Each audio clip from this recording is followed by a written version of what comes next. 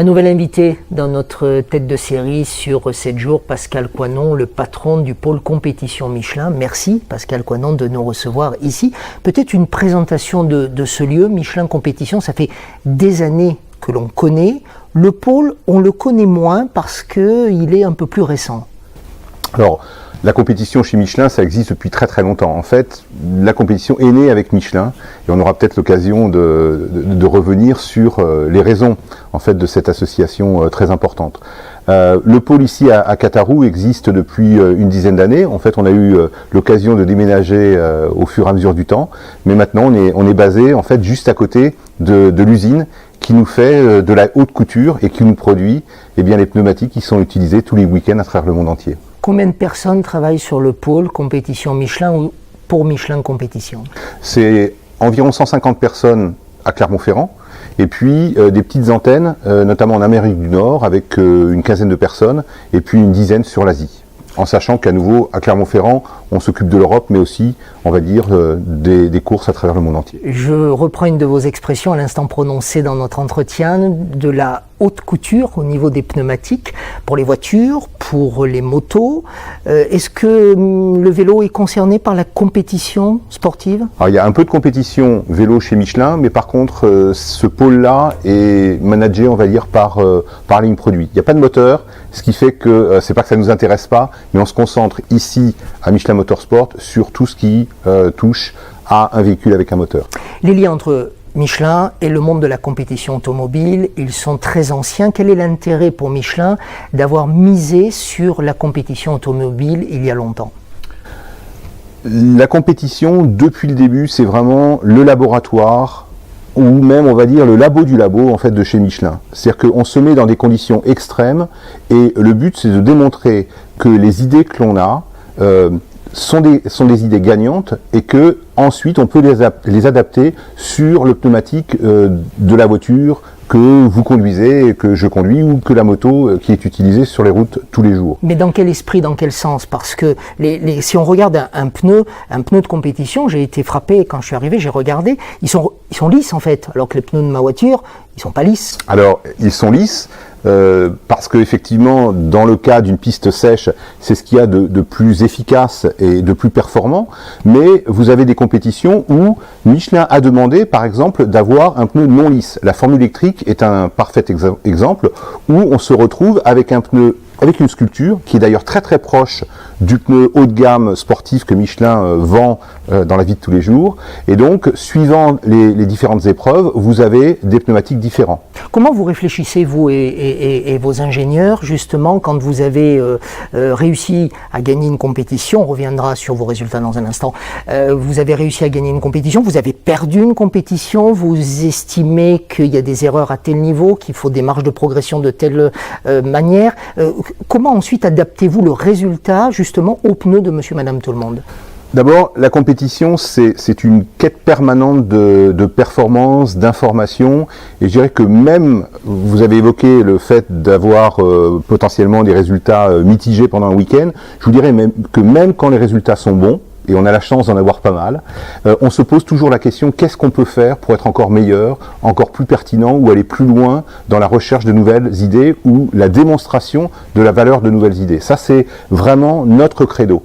Et ensuite, mais ça c'est fait en amont aussi dans le choix des compétitions, notre obsession c'est de transférer la performance ou les idées que l'on a pu prouver de la piste à la route le plus rapidement possible. Alors c'est une question que je vais vous poser, le calendrier entre guillemets dans ces cas-là, c'est quoi? C'est 1 mois, c'est 6 mois, c'est 3 ans, entre le moment où vous allez analyser un résultat et que vous allez nous offrir à nous consommateurs cette performance sur nos pneumatiques? Bien ça dépend. Ça dépend de l'information ou de la technologie que l'on va essayer de transférer. Il y a des choses qui peuvent être assez rapides. Une des choses qui me vient en tête, c'est tout ce que l'on apprend en termes de simulation. La compétition est à nouveau vraiment très extrême dans cette recherche de comprendre par avance et de façon virtuelle la performance que l'on va avoir sur le pneumatique sans le construire, sans le réaliser. Et bien ça, on arrive à mettre au point des versions avancées de nos différents programmes informatiques, dès qu'on a quelque chose qui fait du sens, on le passe à nos collègues de l'ADOU. Ça, c'est très rapide. Il y a d'autres domaines où ça prend plus de temps, et une des raisons, en fait, c'est que, imaginons que nous trouvions une nouvelle gomme qui soit plus efficace ou qui dure plus longtemps. L'une des choses difficiles, c'est de pouvoir passer de la fabrication, par exemple, d'une tonne de ce composé à plusieurs centaines de tonnes, puisque évidemment le pneu de la voiture de tous les jours va utiliser beaucoup plus de pneus. Donc ce transfert-là à plus grande échelle va prendre du temps, et ça peut aller jusqu'à 2 ou 3 ans. Mais notre but, c'est que dès qu'on a quelque chose qui fait du sens, on informe nos collègues de la recherche et développement pour pouvoir transférer.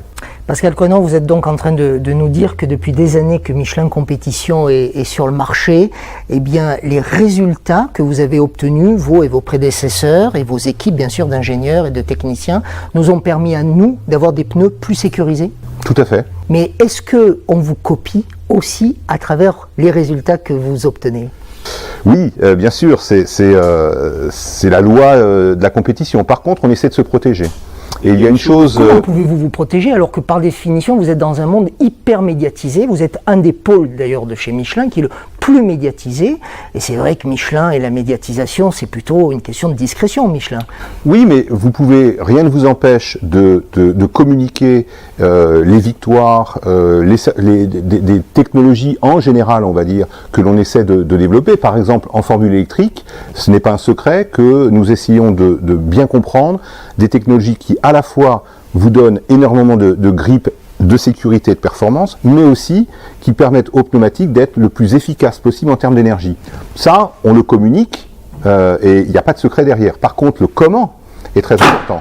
Et ce que nous faisons dans ce cas-là, c'est de se protéger à travers des contrats avec nos partenaires principaux.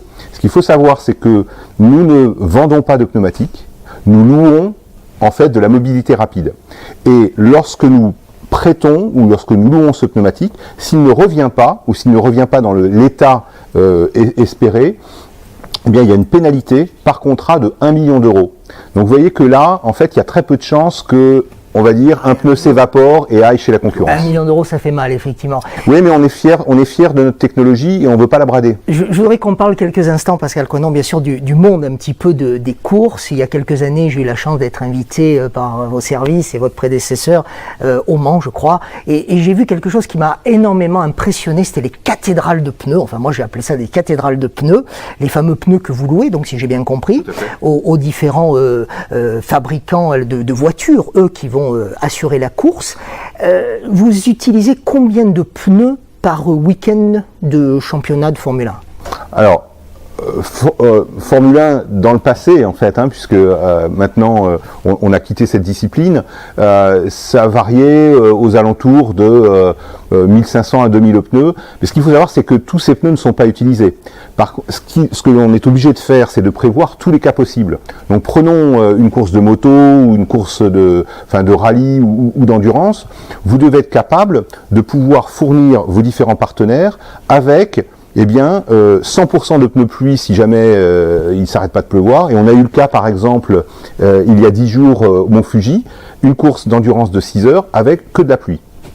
Vous devez aussi amener 6 heures de pneus slick dont vous parliez. Donc, dans ce cas-là, vous avez une météo sèche, mais soit avec des températures basses, soit avec des températures hautes. Donc en gros, on amène pratiquement 3 fois plus de pneus que ce qui va être utilisé, parce qu'on est obligé de couvrir toutes les conditions possibles. Donc vous les acheminez avec quoi, des camions, bien sûr, parfois des bateaux, des avions?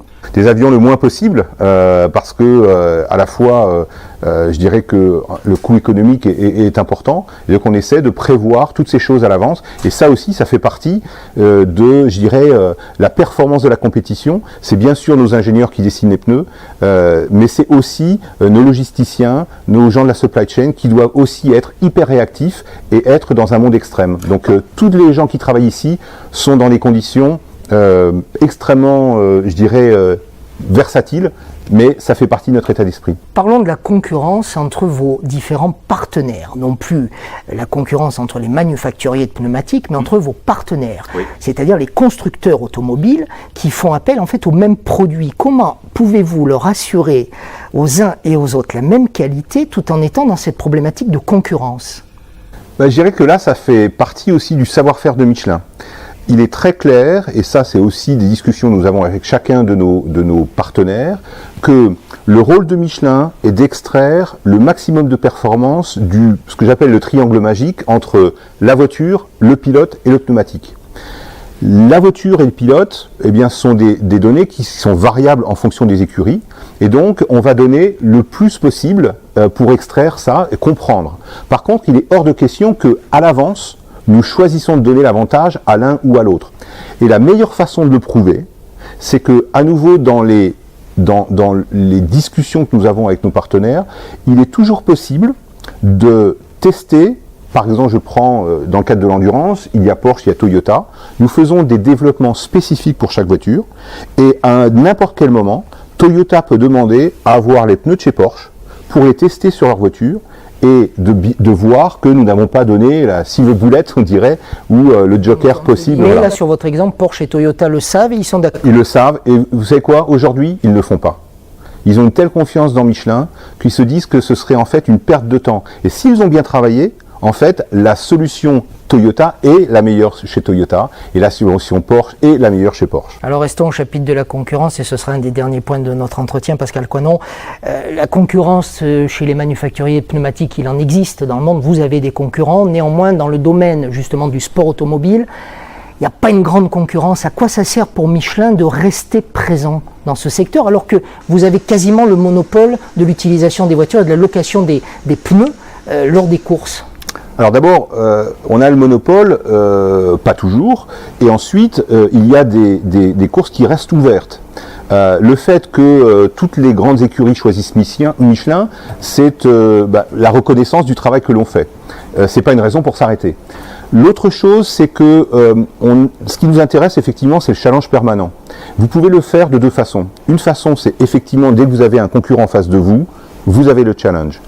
L'autre façon, par exemple, si on est sur une course, on va dire fermée, où il n'y a que un manufacturier qui est autorisé à vendre ou louer ses pneus, eh bien, il y a une façon de travailler de façon intelligente avec le promoteur ou l'organisateur de la course et de faire évoluer les règles. Je vais vous donner un exemple très simple. Aux 24 heures du Mans, il était difficile de montrer l'intérêt ou en tout cas la longévité de nos pneus parce que les voitures en gros s'arrêtent toutes les 50 minutes pour faire un plein d'essence. Ils changent les pneus à ce moment-là. Donc il n'y a pas d'intérêt à faire un pneu qui dure 2 relais. Eh bien, il y a eu un changement de règlement où on ne peut pas changer les pneus et faire le plein d'essence en même temps. Ce qui fait qu'un changement de pneumatique, c'est une pénalité de 25 secondes. Eh bien, la première chose que les écuries nous ont demandé, c'est de faire des pneus qui duraient 2, 3, 4 relais. Et on a passé un train de pneus qui fait 100, 150 km, maintenant il fait 600, 700 km. C'est 2 grands prix et demi de F1, et en fait, aux 24 heures du Mans, c'est 5 relais. Et ça, avec des performances qui durent dans le temps. Quelque chose qui est extrêmement important aussi pour votre voiture, des performances qui durent dans le temps, eh bien, on les prouve d'abord en compétition, et on les transfère après, même quand on est tout seul. Vos ambitions à vous en tant que patron du pôle compétition Michelin, vos ambitions là, à court terme pour bien sûr toute l'équipe qui est autour de vous et les résultats que vous pourriez avoir? Continuer à gagner, se faire plaisir, mais surtout être un élément stratégique dans la vie du groupe Michelin. On est très soutenu, on démontre des choses et on veut continuer à être un élément stratégique du groupe. En matière de sport automobile, vous reviendrez peut-être un jour à la Formule 1? C'est possible, mais je dirais qu'aujourd'hui, on a un portefeuille d'activités avec l'endurance et les 24 heures du Mans, avec la MotoGP qui est aujourd'hui le plus beau show en fait, le plus beau spectacle en termes de compétition automobile et moto. On est en Formule électrique qui annonce l'avenir, on est avec les voitures autonomes, on a des projets avec des voitures hydrogène, donc on a vraiment, je dirais, une activité basée vraiment sur le futur. La Formule 1 peut-être, mais on est très très heureux avec ce qu'on fait aujourd'hui. Merci Pascal Coinon de nous avoir reçus ici au pôle Michelin Compétition à Clermont-Ferrand, à 2 pas de l'ASM. Merci à vous.